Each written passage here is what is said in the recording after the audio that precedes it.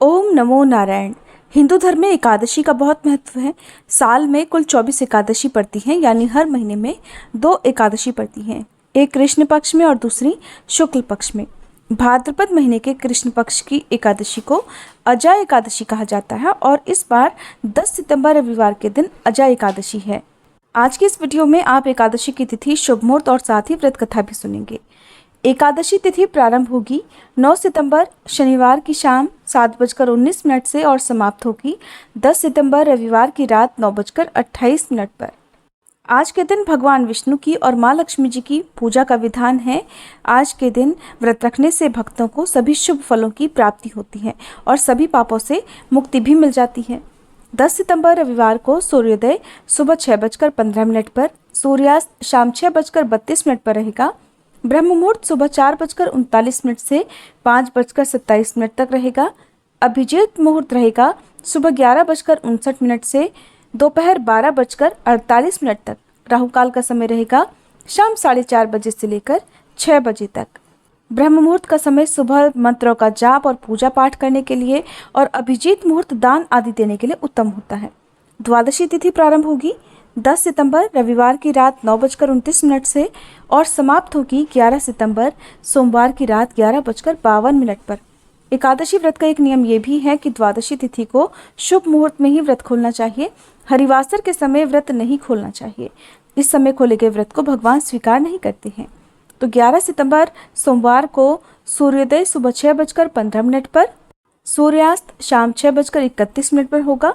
ब्रह्म मुहूर्त सुबह 4:39 से 5:27 तक और हरिवासर समय समाप्त होगा 11 सितंबर की सुबह 4 बजे तक। राहु काल का समय सुबह 7:30 बजे से लेकर 9 बजे तक रहेगा। अब जानिए एकादशी का व्रत कब और किस समय खोलना है। तो 11 सितंबर सोमवार को सुबह 6:16 से लेकर 9:45 तक का समय एकादशी व्रत खोलने का रहेगा। आपको इसी शुभ मुहूर्त में अपना व्रत खोलना है।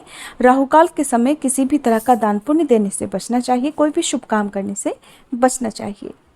एकादशी के दिन प्रातःकाल उठकर स्नान कर लें। मंदिर और पूजा स्थल को साफ करके गंगाजल छिड़ककर एक चौकी पर भगवान विष्णु की मूर्ति स्थापित करें। व्रत रखने का संकल्प लें। भगवान विष्णु को प्रणाम करें। भगवान विष्णु की पूजा में फल, फूल, नारियल, सुपारी, लौंग, घी, पंचामृत का भोग और तुलसी दल के साथ चंदन जरूर रखें। पूजा करें, मंत्रों का जाप करें, व्रत की कथा पढ़ें सुने, भगवान विष्णु की आरती करें और फिर दिन भर उपवास रखें और अगले दिन शुभ मुहूर्त में व्रत का पारण करें।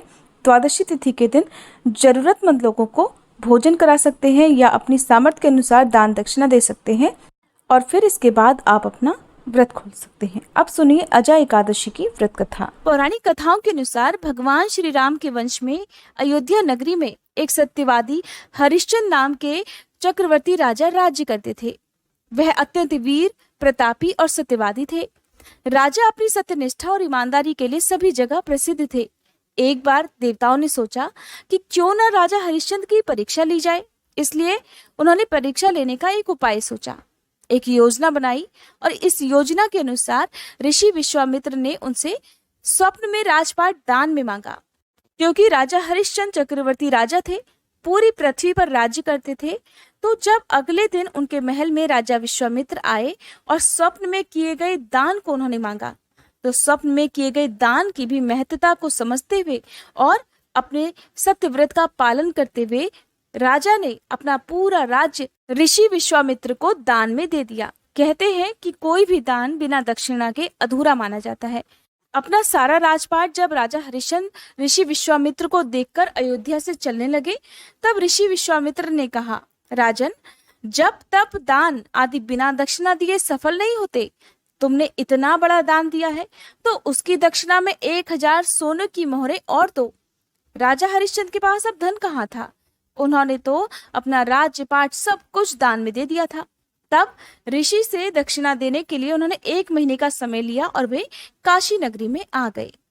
काशी नगरी में इसलिए आए क्योंकि उन्हें पता था कि काशी नगरी है तो पृथ्वी का हिस्सा, लेकिन कहा जाता है कि काशी नगरी भगवान शंकर के त्रिशूल पर टिकी हुई है, जिस कारण वह पृथ्वी का हिस्सा होने पर भी सबसे अलग मानी जाती है। तो उन्होंने पवित्र काशी में आकर सबसे पहले तो अपनी पत्नी रानी शैव्या को एक ब्राह्मण के हाथों बेच दिया। राजकुमार रोहिताश्व उस समय बहुत छोटा था। प्रार्थना करने पर ब्राह्मण ने उस बालक को भी अपनी माता के साथ रहने की आज्ञा दे दी और उधर स्वयं अपने आप को राजा हरिश्चंद्र ने एक चांडाल के हाथों बेच दिया। इस प्रकार ऋषि विश्वामित्र को 1000 मोहरे उन्होंने दक्षिणा में और दे दी। महारानी शैव्या अब ब्राह्मण के घर में दासी का काम करने लगी। जब दासी का काम करने लगी तो उधर चांडाल के सेवक होकर राजा हरिश्चंद्र भी एक शमशान में चौकीदारी करने लगे। वहां जो भी मुर्दे जलाने के लिए लाए जाते उनसे कर वसूल कर तभी उन्हें जलाने का काम चंडाल ने उन्हें सौंप रखा था। एक दिन शमशान भूमि की तरफ गौतम ऋषि आए और राजा ने ऋषि को देखा तो प्रणाम किया। उस समय राजा हरिश्चंद्र की दयनीय स्थिति को देखकर ऋषि गौतम ने उनसे कहा कि हे राजन, पूर्व जन्म के पाप के कारण ही आज आपकी ये दशा हुई है। अगर तुम भाद्रपद मास के कृष्ण पक्ष की अजा एकादशी का व्रत रखो और व्रत की कथा पढ़ो या सुनो तो इस हालत से तुम्हारा उद्धार भी हो जाएगा, तुम्हारे पापों का नाश भी हो जाएगा। तब राजा ने ऋषि की बात मानकर आने वाली अजा एकादशी का व्रत रखा। एक दिन राजकुमार रोहिताश्व ब्राह्मण की पूजा के लिए फूल चुन रहा था कि उसे अचानक बगीचे में एक जहरीले सांप ने डस लिया। सांप का विष तुरंत ही उस बालक के शरीर में फैल गया और देखते ही देखते रोहिताश्व मरकर भूमि पर गिर पड़ा। उसकी माँ महारानी शैव्या को न वहां पर कोई धीरज बंधाने वाला था, न ही उसके पुत्र की मृतदेह को शमशान में पहुंचाने वाला कोई था।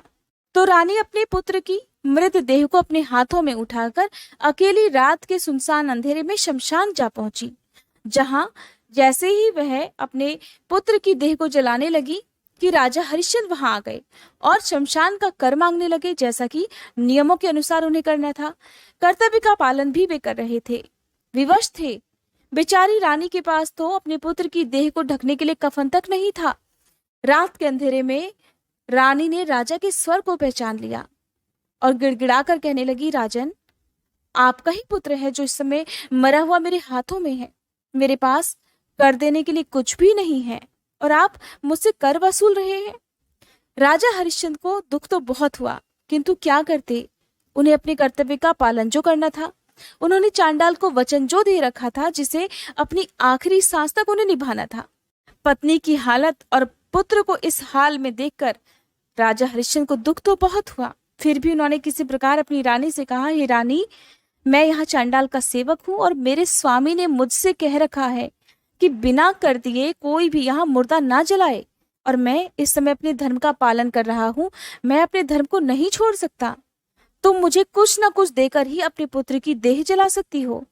सुनते ही रानी फूट फूट कर रोने लगी और बोली, महाराज, मेरे पास एकमात्र यही साड़ी है जिसे मैं पहने हुए हूँ, आप इसी में से आधा ले लीजिए।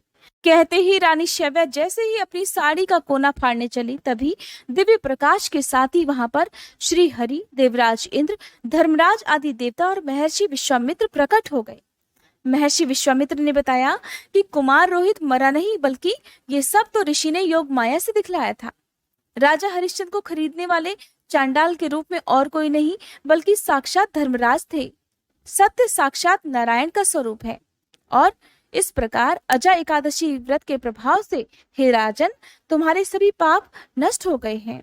तुम्हारा एकादशी का ये व्रत सफल हुआ। अब तुम सुखपूर्वक अपना राज्य भोगो और अंत में तुम्हें स्वर्गलोक की प्राप्ति होगी। ऐसा कहकर भगवान श्री हरि और अन्य देवता और ऋषि वहां से अंतर्ध्यान हो गए। ये थी एकादशी व्रत की कथा। जो भी भक्त सच्चे मन से आज के दिन इस व्रत कथा को पढ़ता है अथवा दूसरों को सुनता है, सुनाता है, भगवान श्री हरि की कृपा से उनके सभी पाप नष्ट हो जाते हैं और अंत में मोक्ष की प्राप्ति होती है। एकादशी के दिन महिलाओं को सिर से स्नान नहीं करना चाहिए और इस दिन चावल या चावल से बनी हुई सभी चीज़ों का पूरी तरह से त्याग करना चाहिए। एकादशी के दिन तुलसी पत्र नहीं तोड़े जाते हैं। इस दिन मान्यता है कि तुलसी जी भी निर्जल निराहार रहकर व्रत रखती हैं, तो तुलसी जी में जल भी अर्पित नहीं किया जाता है। तो आप तुलसी जी में जल द्वादशी तिथि के दिन और एक दिन पहले जरूर अर्पित करें। और भगवान विष्णु के भोग में तुलसी पत्र जरूर होने चाहिए। तो दशमी तिथि को ही आप सूर्यास्त होने से पहले पहले तुलसी पत्र जरूर तोड़ कर रख लें। एकादशी के दिन जिस घर में माँ लक्ष्मी जी की भी पूजा होती है, उस घर में सदा सुख समृद्धि का वास बना रहता है। अपनी सामर्थ्य के अनुसार एकादशी के दिन और द्वादशी तिथि के दिन आपको कुछ न कुछ दान देना चाहिए। ये थी आज की वीडियो। उम्मीद है जानकारी आपको पसंद आई होगी। वीडियो अच्छी लगी हो तो लाइक करना मत भूलिएगा।